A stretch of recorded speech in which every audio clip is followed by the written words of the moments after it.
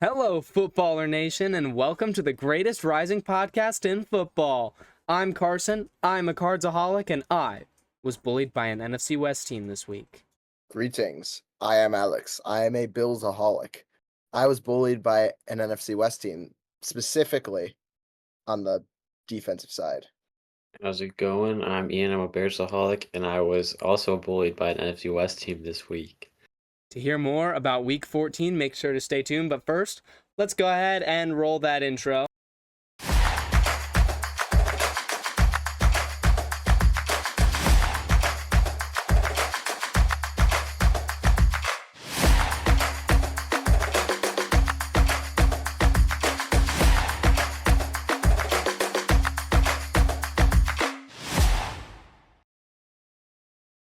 Welcome, ladies and gentlemen, to Footballers Anonymous, the greatest rising podcast in football, coming at you after a crazy Week 14. I guess we can jump right into this week with the highlight of the week, obviously being the Simpsons football game.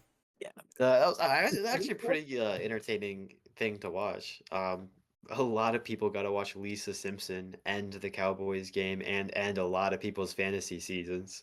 Yes. So a lot of people loved that. Lisa Simpson was cooking. Speaking of Looking.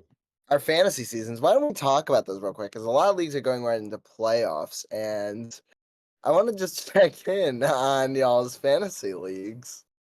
I clinched in one league. Is a six team league with 6 playoff spots. I did clinch in that one. My leagues are interesting because I think I've only clinched in 2, but the other 2 don't have playoffs yet because they're weird. I have potential to clinch in all 4 leagues. I don't know why you needed to do that. I don't know why you felt the need to have me admit that over the air. I was too busy dedicating all my time to Footballer Nation to focus on my personal fantasy. I was just flexing the fact that I might clinch in all 4 leagues that I've done this year. And it was no thanks to Kadarius Toney, who is last in fantasy points this season with negative 2.4. Fan of Fizzy. What? What are you talking about? Kadarius Toney does not have the fans on his system, apparently. He also had 2 plays on Sunday that contributed to his terrible point total of negative 2 point something. One of them was a punt return that he fumbled. The other one, it was a fair catch on a punt return, and he received a taunting penalty on that play. I don't know how you get a taunting penalty on a fair catch. Fair catch. He threw the ball at one of the Steelers' defenders. I thought it was impossible, but here we are. You got a fair catch penalty. The sequence of events was he had the fair catch, then he started talking crap to the opposing Steeler. Number 15, I don't know his name. And then he threw the ball at him, got the taunting penalty. And on the next punt, he fumbled it. And that player, number 15, is the one that recovered it. That's crazy. I didn't know all that. Shout out K Tony. Wild. He's on a roll, man. Yeah. Shout out Andy Reid. He should get an honorary coach of the year for making Kadarius Toney remotely good for half a season. Yeah. Real. Someone who should not, however, get any recognition for coaching this season is Kyle Shanahan. Trade rumors have been going around about him. He says, I don't want to be anywhere more than here. So at least he's with the team. What is the team with him? The fans aren't. Shanahan has brought a lot of decent success to the franchise. No Super Bowls, but he's gotten there a few times. The thing about that franchise, they're a very they're one of the more successful franchises. So I think their mindset is that if they don't think it's working out, then they will get rid of him regardless of how good. Like, I mean, they got rid of Jim Harbaugh. He went to the Super Bowl. It's like one of those things. It's like a lot of teams would not get rid of Kyle Shanahan. I don't think they should. I think that's a silly move, but they would feel like they could do something like that, if that makes sense. It's just after a certain amount of time, you just have to stop looking at the players and start looking at the coaching. And in this case, it is Shanahan. They've made it to the Super Bowl, but they have yet to win one. And apart from that, they've just come up short multiple times. So it's just at a certain point, fans start to call for coaches' heads, but I mean, he also came short in the infamous 28-3 Super Bowl as well. So he's got a choking issue, and it's very prominent. Speaking of the Falcons, The Falcons, Kirko Chains, like really Really bad. very, very, very bad. It's actually really sad. He had 0 touchdowns and 8 interceptions in his last 4 games, and the Falcons are, of course, 0-4 in those games. And shout out to Kirk Cousins for being the first quarterback to have 0 passing touchdowns and 1 or more interceptions in 4 straight games since my boy on the Cardinals, Trace McSorley, in 2022. throw it on a dime like can't I even. mean, on one hand, it's impressive to be Trace that much of McSorley's a hard man to disappointment. beat. I mean, he does throw with one hand, so yes, it is impressive on one hand. On one hand, yes. On one hand, the other yeah. hand, just kind of out there. Correct. The other hand is going up when he's like, Yeah,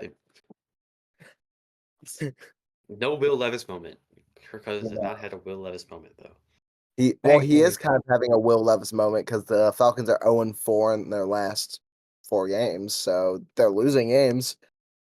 Yes, but at least Kirk Cousins seems collected and professional about it. And isn't crying, among other things. Like our Among other man. things, Derek Carr.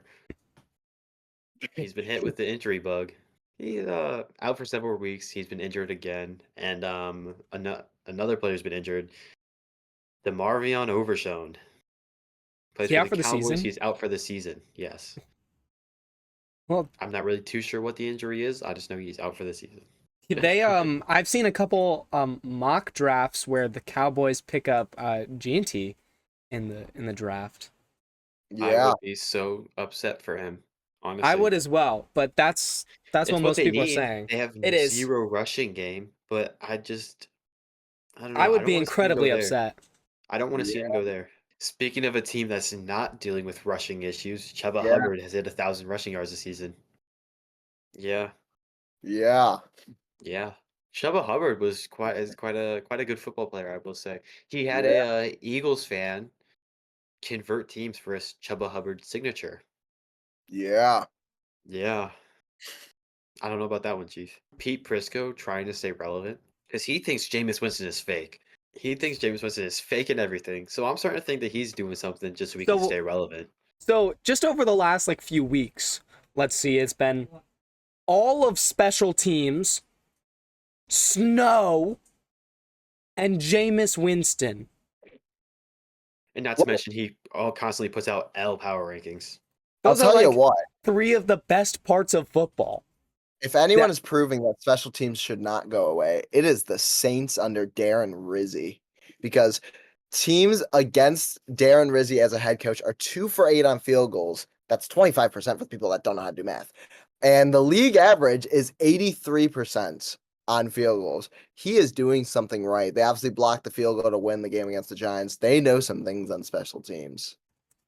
That's what happens when you promote special teams to head coach. I feel like there's been a lot more blocked kicks this season than there has been in the past 10 years. People are figuring out how to block the kicks. It's Cade York, who, by the way, is 23. I did not know he was so young. He I was thought he was drafted like older too, 3 yeah. years ago. I thought he was he's been on 6 different teams, so that's probably part of it. But on Monday, his girlfriend, who was a Dallas Cowboys cheerleader, watched him make a field goal. Yeah, I mean he's obviously the Bengals kicker, but he got to go and play with his girlfriend's team, and she got to see him make a field goal, so that's pretty cool. I'm pretty sure the girlfriend actually watched him make more than one field goal, but Yeah, but Yeah, but it was really just the one, just yeah, the it was really one. just the one. scores. Joe Burrow, some good news around him. Whole thing going on this week. Bought a Batmobile. Bro, yo, Joe. We here at Footballers Anonymous want a Batmobile. Facts. Facts. Yeah. If you could If you could get us a Batmobile, Joe Burrow, you would get the greatest mascot award. A non-mascot getting the greatest mascot award is something that has been unheard of for generations. It would be the first. Something that has never happened with this reward. Never. Nothing Never has happened with this award. You know us, we want a mascot or Joe Burrow with his Batmobile on the podcast. Whichever one we can get on first will earn our greatest mascot award. So if you want to help us out, follow all our socials, subscribe to us on YouTube, make sure to like the videos, comment, engage, ask questions. We love to hear it. And, reach out to your favorite mascots, and maybe they will be the first ones to get the greatest mascot award. Or Joe Burrow. Or Joe Burrow. Especially Joe Burrow. I really want to ride a Batmobile. Honestly, even just a ride in the Batmobile. We don't need the Batmobile, but if we get a ride in the Batmobile, he wins. Right? This was a pretty exciting week in all realms of football, because not only did big things happen in the NFL, big things happened for the college football playoff implications. So, I'm going to go ahead and give you a quick breakdown of what Champions Week looked like, and then for the first week of college football playoffs, I am going to give you a college football playoff game of the week, so you can tune in and be in on the action. So, up first, we had the AAC Championship, where Army absolutely stomped Tulane 14-35, which sent them to the Independence Bowl to face Marshall. They didn't get a college football spot, though, because they're still not good enough. But it was a pretty big win for them.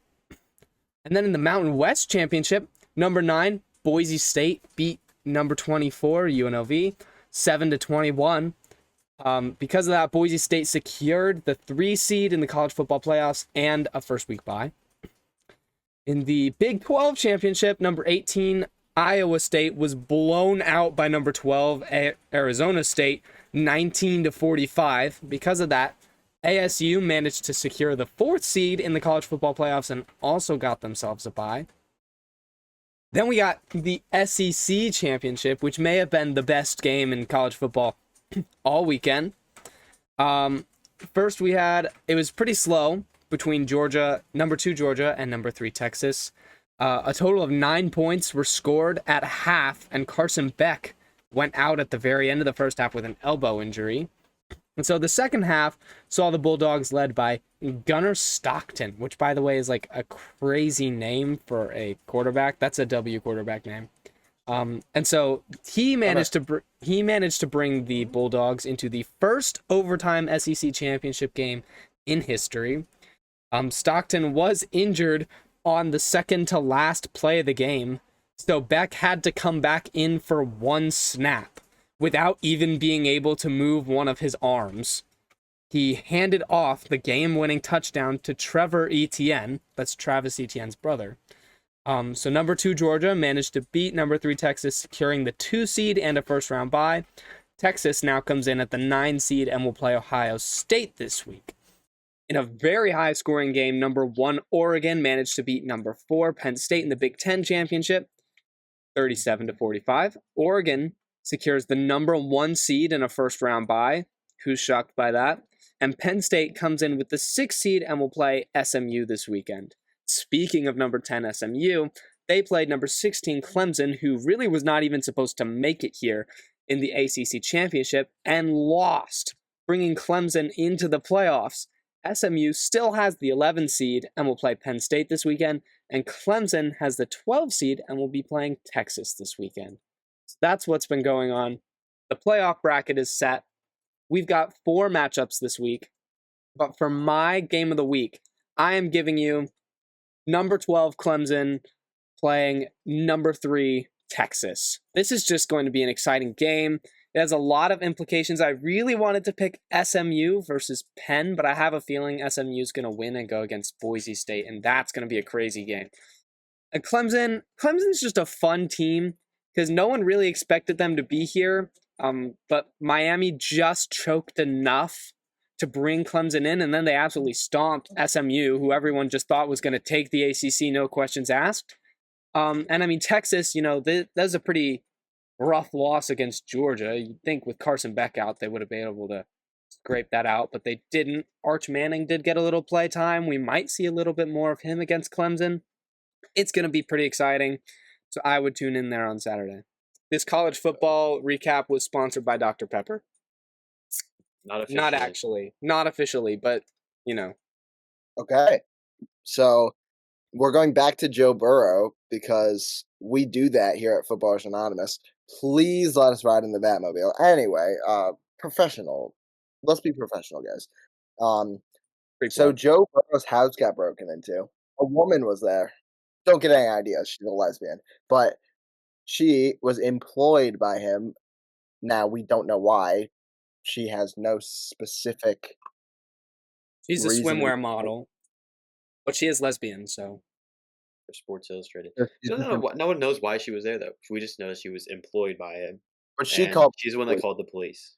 Yes. Speaking of things that are absolutely obscene, the Colts anthem guy has some hate. Yeah. Colts anthem guy. Okay, so we love the Colts anthem guy, right? I think Ian kind of like brought him back up to our attention, and we just love this guy. So we were looking at some of his older videos the other day, and we found the very first of his Colts anthem videos. And if you haven't checked him out, you just definitely should. He's super cool. He sings about the Colts every week. And almost no one has liked or viewed this video because it's his very first one. It's very old. But so I was just like scrolling through the comments, and I found this one comment by this guy named Joe Wenning. Shout out to Joe Wenning. And he said this as soon as like it dropped, the first one. It said, "Bury this video 6 feet deep. Never again." Well, come a hot second later, and now this guy is super popular for his Colts anthems. So we have this guy named Tactical Tim who said, "You clearly don't bleed blue." And I responded saying, "Yeah, that comment did not age well." And you know what? Instead of admitting he was wrong, Joe Wenning doubled down and said, "I think this aged perfectly. It's not good. Thanks for putting this back on my radar. I was right since day one." That's Crazy. insane.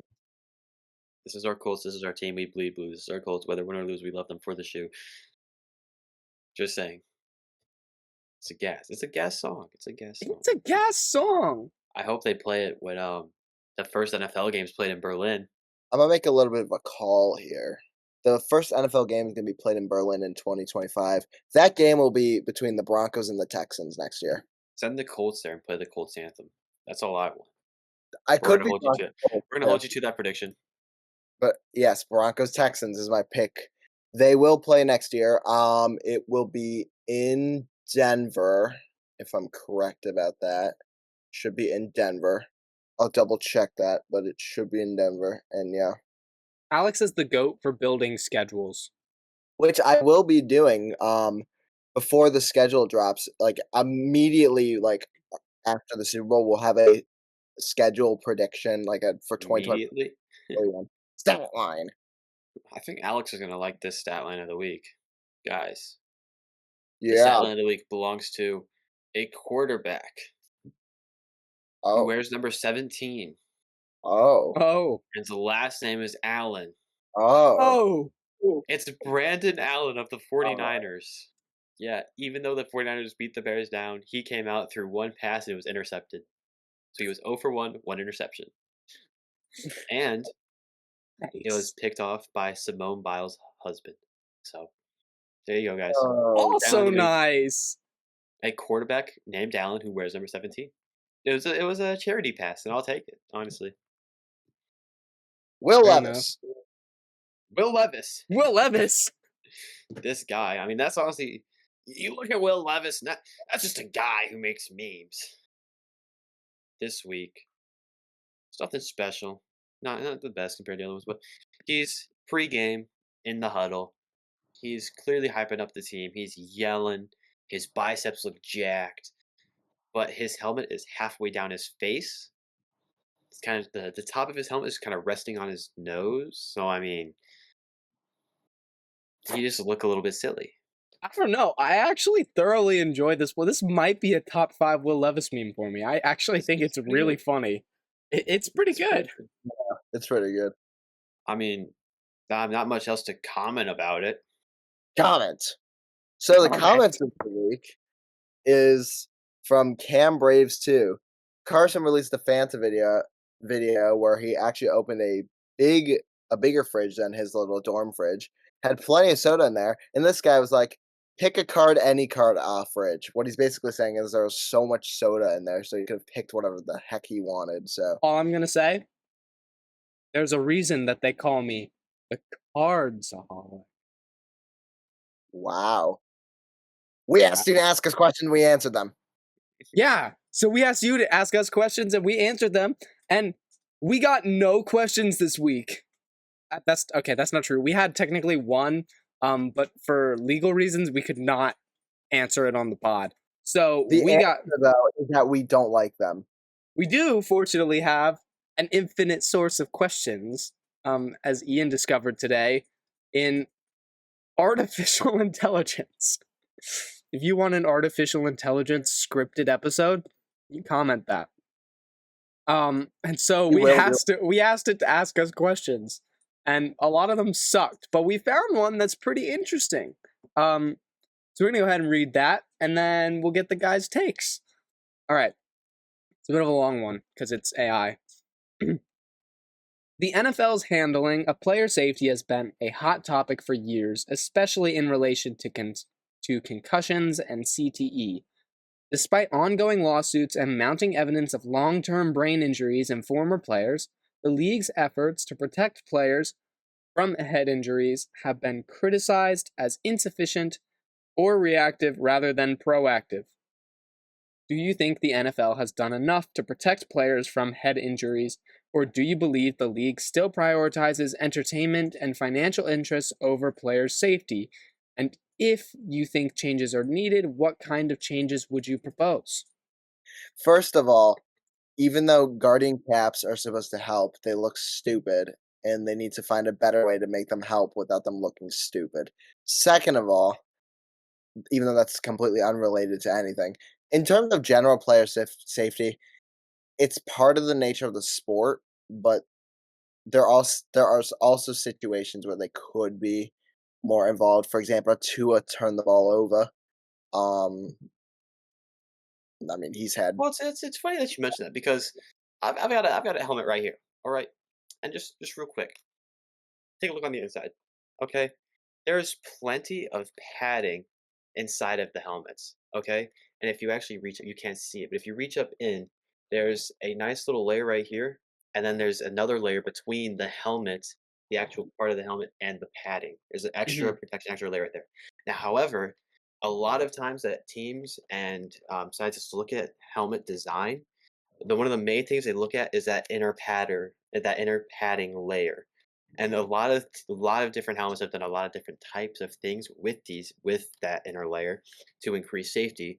And one thing that one helmet company has been doing that the NFL seems to enjoy and has put funding into is inside of each of those, so they're doing a little gap where they put in a looser connector padding, so that way when the helmet is hit, it shifts more and to kind of cushion the impact more, take more strain off the neck and the head and obviously the brain.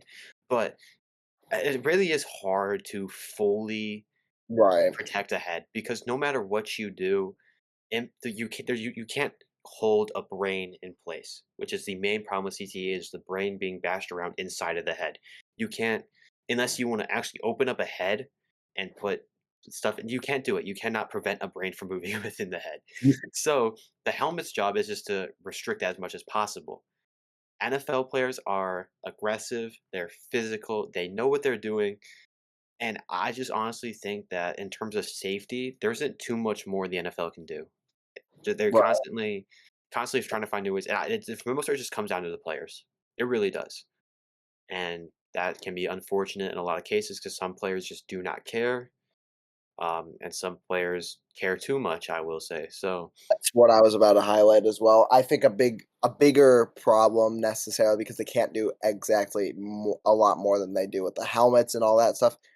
But in terms of players where they constantly are receiving head injuries, there has to be a point where you're like, there has to be a point where it's like enough is enough. And that's also part of it because players will keep coming back. I mean, Tua, obviously, a I lot was of gonna people say know. we're definitely not talking about Tua here. I mean, Well, I would like to highlight. just Tua's just the easiest one to highlight because he's done it so many times. Well, I'd like to highlight a old Chicago Bears receiver, Tom Waddle. If you look at some of his, he was getting bashed around. He would do anything to catch the ball. He had so many concussions in his career, and he has such like severe CTE from all of it. He's still successful. He's actually doing a radio show in Chicago. But and I mean, you're that this was decades ago, and when technology was nowhere near what it is now. So we've already made huge improvements. It just that's another thing too. Like I was saying, just some players need to just know when enough is enough. Yeah. Andrew Luck is a good example of him knowing when enough was enough. And there's like, Mhm. I guess part of it is player decision, yes, but it's definitely also a thing where it's like if it's impacting the league and they're getting like sued because the player continues to come back, like that means they have to make that initiative at some point with certain players. Yeah. Now, obviously, where do you draw that line? That's a big question mark. Obviously, I wouldn't do it after the first concussion because so many players get concussions, but like like if you see a player like Tua doing fencing poses at like every other time he gets hit in the head, then that's when you So part of I it comes. know Yeah. I know some people have said that really what it comes down to above everything is the mentality of the players. I've listened to this one podcast, I can't even remember what it was, but he had a really interesting theory about it where he said if you took helmets out of the NFL, there would be fewer concussions. And that's because players would play like they don't have helmets. I think I know what you're talking about. I believe they were comparing football to rugby in that Yes, I think scenario, so. where rugby players they don't play with pads, they don't play with helmets, and they have way less concussions and injuries than Hmm. there's in the NFL because they know how to properly do stuff without getting their head involved and keeping their head out of the way, keeping it safe. Then the helmets are a big part of that. Players feel a lot more invincible than they are, but that's just how the sport is at the same time, you know? It was Of started as a course. safety implication, it became over safety. It's just it's hard to say, honestly. Great great question there from ChatGPT. Shout out ChatGPT. Shout out ChatGPT. Please don't make us ask ChatGPT for questions again. We really need normal human questions that We don't go can that get deep. good questions. We can get good questions. We've received good questions. We just had a little bit of a goose egg this week, which happens sometimes, but we Goose want eggs after talking about head injuries. That's funny. I get that. bro. So up next we have the part of our show that you have been waiting for like every week. We have our Footballers Anonymous, our rankings. That is right, ladies and gentlemen. But before we get into our top 12 teams, we got some baddies on the pod today, ladies and gentlemen. For those of you who don't understand how the power rankings work, every week after all of the NFL games, each one of us makes a list ranking all the teams in order of how awesome they are and how good they are. But because we can't go over all three on the pod, we then average all those numbers together to get one collective list of power rankings. Okay? They're quite powerful. Unfortunately, because we do it like that, occasionally we have some ties because of how the numbers work, and we have to discuss them either on the pod or off the pod, depending on whether they're a top 12 or bottom 3 team. For those who don't understand math, we put them in different places so they sometimes tie because the numbers become equal with each other. Correct. Now, this week we had a numbers. we had a very historical event because we, for I think the first time in pod history, have, well, other than the time we had no ties at all, we have no ties in the top 12 and bottom 3 teams. And we had not one, but 2 three-way ties. Which has never happened before. This has never happened before, and we had 2. which For is those who just don't insane. understand math, it means 3 teams tied. Thank you, Alex. Because the numbers averaged and were equal to each other. Before we get into our top 12 teams, we have to talk about the bottom 3 teams who are the baddies. Who are they this week? That's a great question, Ian. I'll tell you. Up first, we have, continuing their streak of not making the playoffs, the New York Jets. For those who don't understand math, they've missed the playoffs 14 years straight, which is the longest streak in all pro sports in I think the US, but like you get the point. And it's continuing this year. For those who don't understand math, their record was not good enough. They lost to the Dolphins in overtime. This It was was a actually a funny really good game. game. I watched that game. It was pretty good. I was intrigued by our inferior AFC East opponents, and they put on a show. Alex is watching like the Dolphins and the Jets from like up on a tower, just like peasants Would you fighting call it for the greatest show scraps. on turf? It was Hey, not no, the it was greatest show not on the turf. greatest show on turf. Don't you dare disrespect my man. With our second baddie award at number 31, we have the Las Vegas Raiders. We had this interesting little question. We were talking earlier. Carson was talking about how if Kyler Murray went to Vegas, he would, for some reason, have an MVP season. Ian mentioned that, there's never been an MVP in Vegas. And I was like, yeah, there has been. Patrick Mahomes has been there plenty of times as one MVPs. That was not the phrase. The question was phrased, name one quarterback who has gone to Las Vegas and had an MVP season.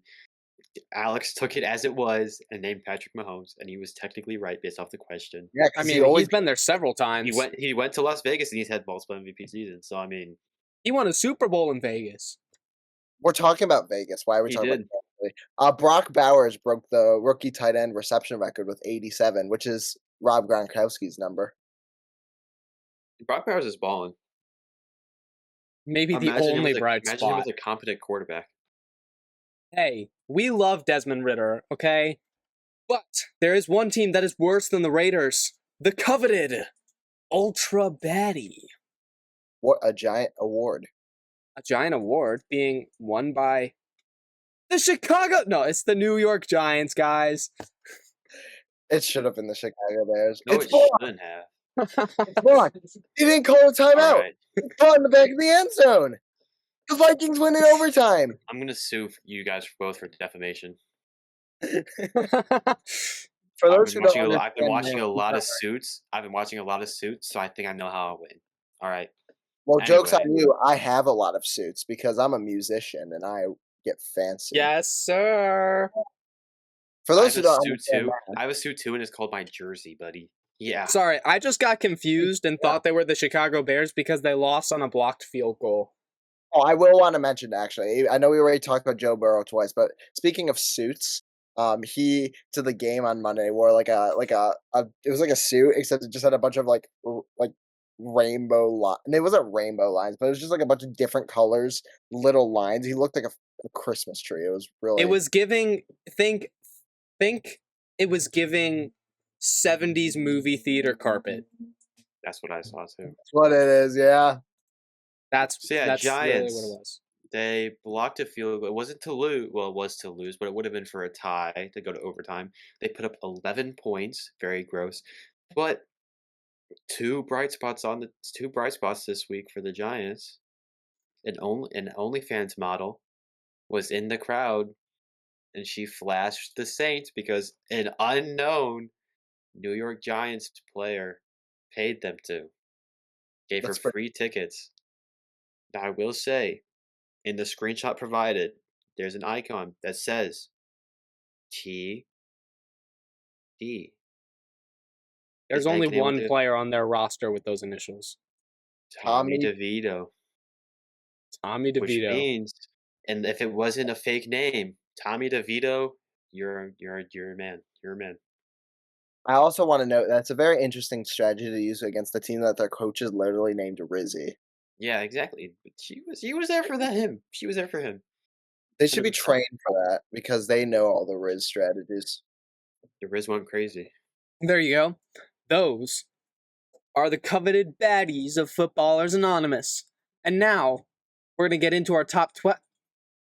Oh, I guess we have 2 teams to talk about before we get to the. I wonder what team those could be.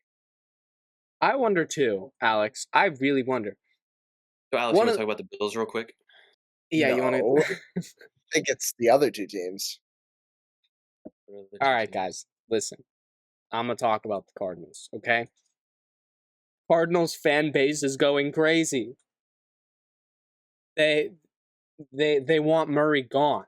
They want Kyler Murray, who 4 weeks ago, Cardinals fans were talking about him being MVP, and now that they just want him off the team. That's how inconsistent this is, and people are serious about this. Like it's getting seriously bad. The whole can't win big games narrative is definitely. I mean, and it's warranted. He had to. We had 3 games these past 3 weeks after the bye. If we had won one of those games, the division would be ours. We lost all 3. All 3. So the Seahawks now hold the tiebreaker, which essentially makes them 3 games above us. They just have to win 2 of their next 4 games, and they clinch the division. Cardinal season is over, unless some miracle happens and we can win out and they lose out. Pretty much. Some people still blame Drew Petzing, offensive coordinator. He definitely has not been doing the best. I don't really blame him. I definitely don't blame Kyler. My blame goes to Harris Johnson and the offensive line. It is disgusting. Every time Kyler Murray is able to get positive yardage, a Paris Johnson holding call pulls it back. It is ridiculous. It is terrible. He took egregious sacks because of that offensive line. Ever since we played the Bears, it has looked terrible. I genuinely think they took notes.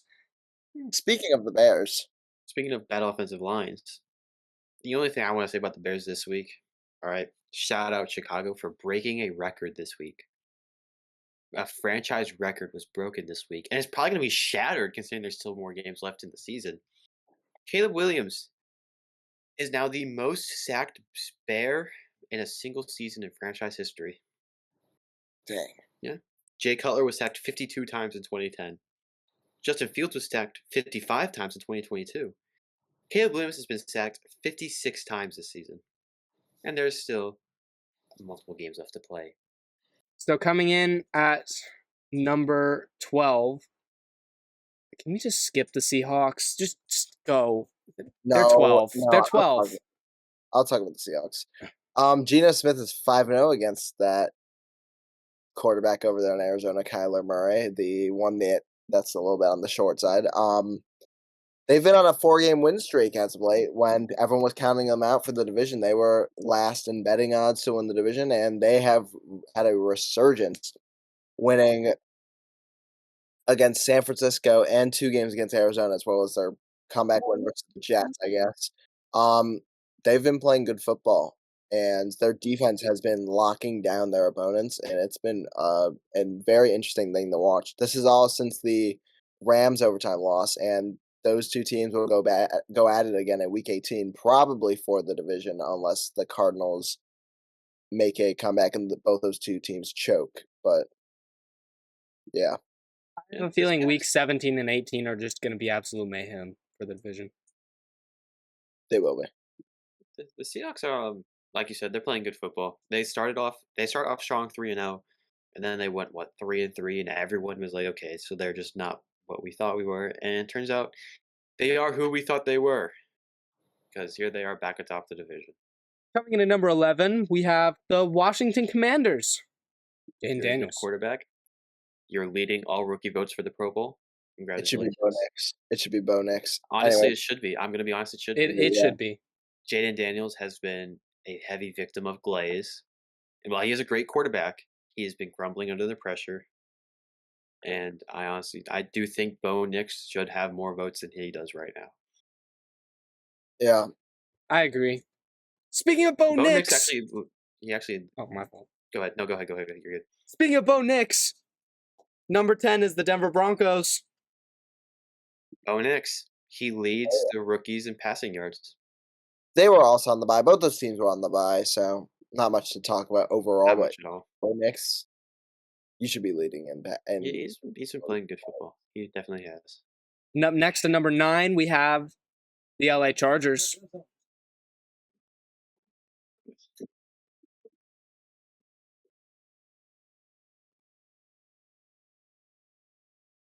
Okay, and they both just walked away. Justin Herbert, another injury scare. I said Justin Herbert had another injury scare. So, Justin Herbert had another injury scare. The Chargers are honestly probably a sleeper team, if I'm being completely honest. Herbert had a bit of an injury scare during the game. I already said But- that. That was genuinely the Justin- least funny Justin bit Herbert. ever, and it took 4 minutes. That's about all I have to say about the Chargers this week. Yep. They played That good was football. scary. They played good football and they lost off of some whatever. The Chiefs. Definitely rooting for the Chargers. Coming in at number 8. It's the Ravens. It's the Ravens at number 8. Not much On to bye say week, about really them. not much to say. All But right. Lamar Jackson, you wrote a children's book. He did. What if we Anyone wrote a know the children's name of that book? We totally should. It'd be incredible, even. Shout out, go buy Lamar Jackson's his children's book, I guess. We should. We shouldn't read. I We should do think- a Footballers Anonymous read along. I'll actually, Yeah. I was gonna say I'll get that and we can do a read along. That'd be so fun. Oh, we could do it on Christmas. We could. Oh my gosh, like a night before Christmas type thing. Oh Yeah. my gosh, that'd be so fun. Number 7, we have the Pittsburgh Steelers. Steelers go to Super Bowl. Now Not with Justin Fields at the helm. he's not even at the helm. Russell Wilson is, and if they had Justin Fields, they would be 14-0 right now. In fact, they would be 17-0, and they would already have won the Super Bowl. Oh no, because they lost to Dallas and Nope. Indianapolis. With No, they didn't. Bro said no. They didn't. Check the scores again. They didn't. Shout out the Steelers. Another winning season. We talked about it last week. And they just continue to win again. So there you go. They tied the most consecutive seasons at 500 or better with 21 Who are they tied with? The Patriots. Cowboys. The Cowboys. Patriots are at 90. Mm, They're third. Gotcha. Well, I honestly think they're gonna break that. I I think do they will too. too. Out in my mind, Mike Tomlin just doesn't lose. I mean, he does lose, but not the season. Just not 50% of the time. Yeah, of It's course. not more than 50% of the time. Sorry, no, he has lost 50% of the time. Less than 50% of the time, because remember they went 8-1 in like 2018. Coming in at number 6, we have Green Bay Jordan Love is Packers. still a bum. Jordan Love Go. is still overrated. But they just bum, signed Terrence the Angry go, Bird to their go, roster, so that's a Bum, big bum, boost for them. go back, go. Ba-da-da-na-na-na. Go back, go. The Packers, they played a good game against the Lions. They lost. Nope, But- never mind. Just Jordan Love, Jordan Love, you're so overrated. You're such a bum. Okay, I can't stand it.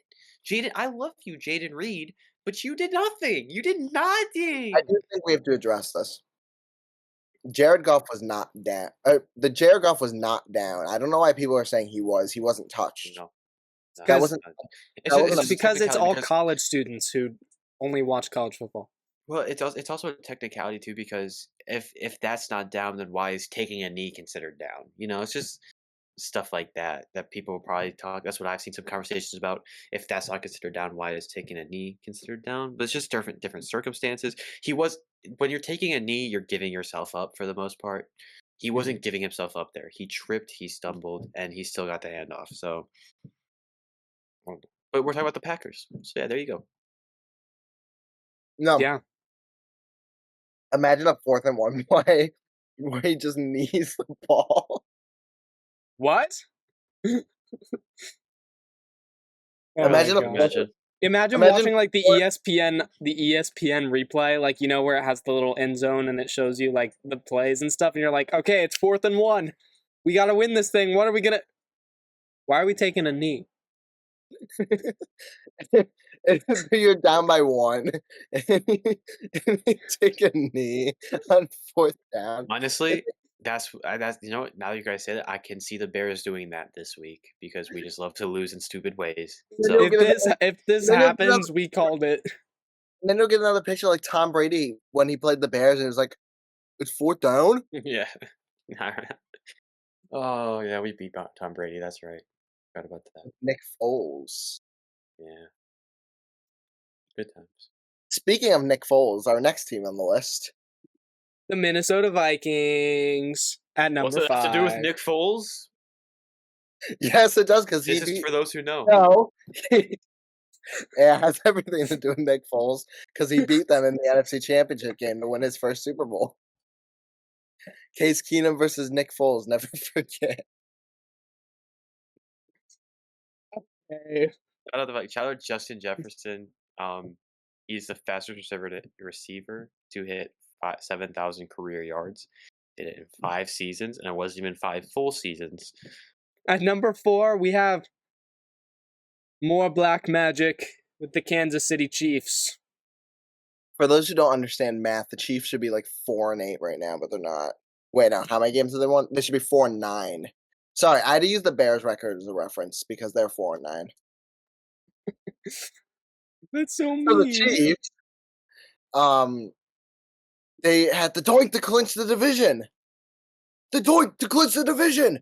The doink to clinch the division. Now here's a guy that really loves Patrick Mahomes because their kicker also won. Their kicker also won a Player of the Week. Patrick Mahomes. What are you talking about? The ball bounced like that because of Patrick Mahomes. No, it was the ref, obviously. The ref loves Patrick Mahomes, so he let the kick go in. Have you not seen the clip where the ref is on the goalpost? Mahomes looked at it, and Mahomes used the force to bounce it like that. Now here's a guy that uses the force to bouncing kicks. Here is Darth Mahomes here, coming out to make sure the kick goes in. Shout out the Chiefs. Shout out the Chiefs is crazy. Yeah, no. So we really won this game. We executed on both sides of the ball, and we had no luck whatsoever to win this one. We are happy to be 12-1. We're gonna win the Super Bowl again. Har har har. Speaking of Super Bowl, we have the Bills at number 3. I don't know what that's speaking of, and that's your timeout. Because they lost a bunch of them. I don't remember any of us bringing up 0-4, but that's fine too. Before this week, there has not been any team that has scored 6+ touchdowns with 0 turnovers were undefeated in the Super Bowl era. 245-0. It's now 245-1. So yeah, poor Josh Allen. Yeah. Shout out to Josh Allen for getting the most ever fantasy points since 1950. For a quarterback. Yes, for a quarterback in one game. Who was playing fantasy football in 1950? Me. Yeah, I don't know. That was when the Footballers Anonymous Fantasy League debuted. I have a 74-year playoff streak. This is also why Bills fans set up a kissing booth with a cardboard cutout of Josh Allen. I was there. No, he was first in line the whole time. Yeah. He stole the cardboard cutout. Alex, you can pull it out now. No, I didn't need to be there because I'm already Josh Allen's wife. Haley? No, last week we said I'm his wife. Anyways, coming in at number 2, we have the Philadelphia Eagles. Shout out the Eagles. They're still undefeated since Nick Sirianni shaved his head. 9-0. It was a little close, but they got there. Dallas Goedert was placed on IR. He was, but they clinched for a playoff seed. Yeah, but you can definitely see Goddard was a heavy loss for them. So did our number 1 team. Yes, our number 1 team, the Detroit Lions. Clinched the playoff spot. Also clinched the playoff spot. I do have to say something about the Lions. So obviously these two know because they saw my power rankings. I did not put the Lions number 1. I put the Lions number 2 and the Eagles number 1. The only reason being because, and I know a lot of people won't acknowledge this other than Packers fans, which makes me hate it even more, but there were a lot of calls in this game that were kind of sketch towards the Lions. I'm looking at that Amon-Ra hands to the What's up, face bro? where he just ripped the helmet off the Packers defender and there was no flag. That's not fair because I will say I've said this to someone else too. Players need to learn to tighten their helmets. Helmets should not be flying off as much as they are. Tighten your chin strap and play football. Okay, but point being, in order to do that, he grabbed the face mask and threw it off. He didn't throw it off. He pushed and it pushed off. Again, tighten your chin strap. That's still illegal hands to the face. The fact that it came off It's still legal hands to should face, have yes, made but it. still, That should have tighten your made it hands, more bro. obvious. Right. That doesn't help the point at all. No, it's the opposite. If your chin strap was tightened, your whole head would have gone back with it. It would have been way more obvious and way easier to call. Okay, but that would be if it were a good ref. Either way, it And- should have been called. I'm just saying the other way. Yeah, was but more likely. point being, it was And just also, it there was just a there little was scary.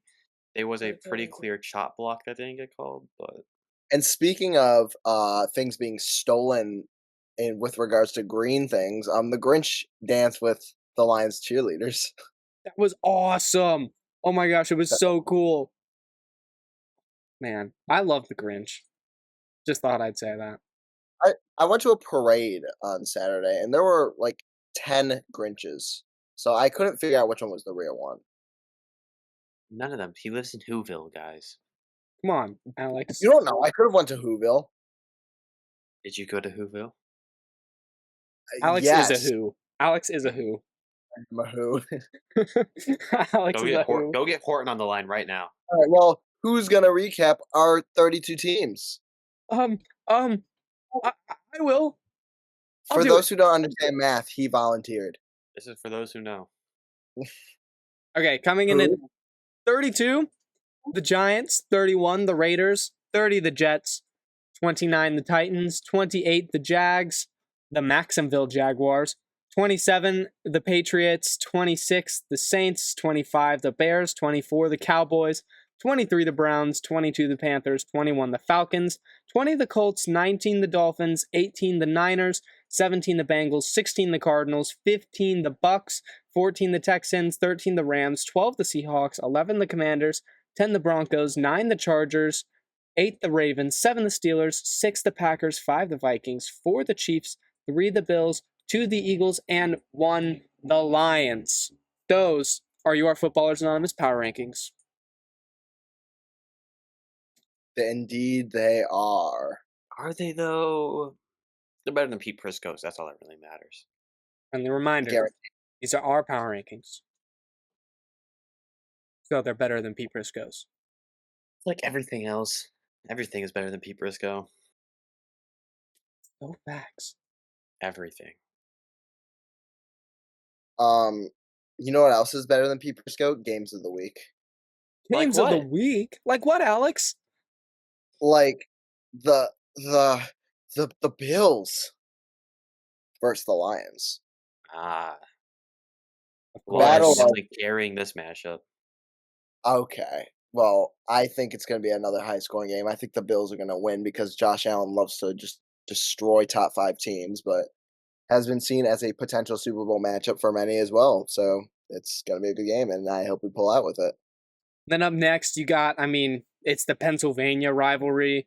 Steelers are coming to Philly to play the Eagles. Two very, very good teams, top 10 teams. It's just always exciting when the Steelers and Eagles match up, but I feel like this is a really good season for that game. It's just going to be exciting. I have no idea how it's going to go, but there's going to be a lot of storylines. It's going to be pretty fun. Yeah, and then last but not least, we have the Bucks going into LA to face the Chargers. Like I just said, I think the Chargers are kind of a sleeper team, but at the same time, they're kind of on and off. And the Bucks have also been kind of on and off. So, if there's a game for these two teams to get it together, it's this one for sure. There's honestly not a lot of great games this week, but the games that we do have that are good are like top level games.